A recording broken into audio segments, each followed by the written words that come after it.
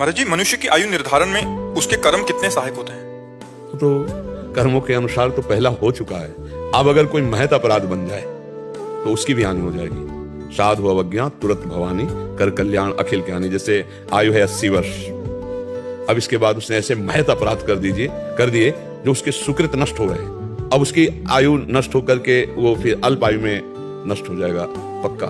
अकाल मृत्यु जिसे कहते हैं, वो अकाल मृत्यु को, उसका अगर कर्म बिगड़ गया तो अब उसकी अकाल मृत्यु है और वो नाम जप करता है, भगवान का चरणामृत पीता है, संतों की सेवा में उपस्थित होता है और तीर्थों पर श्रद्धा करता है, तो अकाल मृत्यु नष्ट हो जाएगी। वो अकाल मृत्यु नहीं मरेगा, उसकी आयु बढ़ जाएगी। संपूर्ण आयु, शुद्ध आयु 80 वर्ष मान लो उसकी आयु, और उसने घोर पापाचरण किए तो जल्दी मर जाएगा और उसकी जल्दी अकाल मृत्यु है। लेकिन उसने अच्छे आचरण किए तो अकाल मृत्यु को काट देगा, आगे बढ़ जाएगा।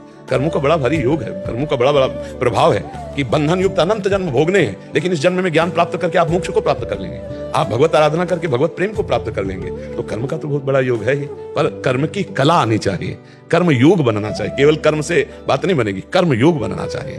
जो निष्काम भाव से भगवत प्रीत्यर्थ कर्म किया जाता है उसमें सामर्थ्य होती है शुभ अशुभ का नाश करके भगवत प्राप्ति कराने की। तो हमें लगता है अच्छे कर्म किए जाएं और भगवत अर्पित कर्म किए जाएं। अगर ज्ञान मार्ग का पथिक है तो दृष्टा भाव साक्षी भाव से रहे, अपने को कर्ता भोक्ता भाव ना देखे, तो सारे कर्म जो है अकर्म हो जाते हैं और वो भगवत प्राप्त महापुरुष हो जाता है।